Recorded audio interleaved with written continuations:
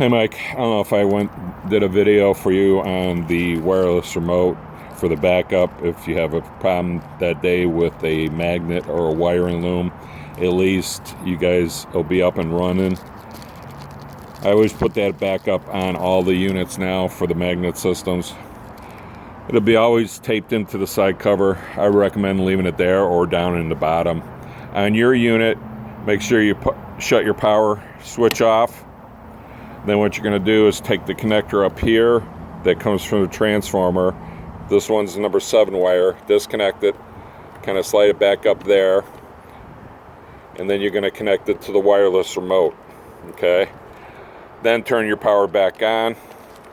Then the switch is just on off, so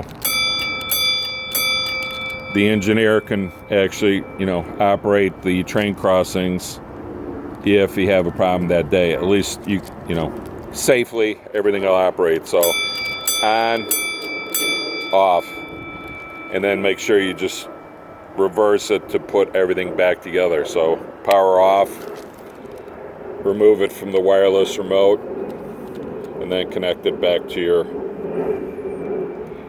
system. And then you'll see where you turn your power on, and then you'll see where the LEDs are activating, so that you know the power system's on. This is Bart with Mad Dogs Trains. Thank you.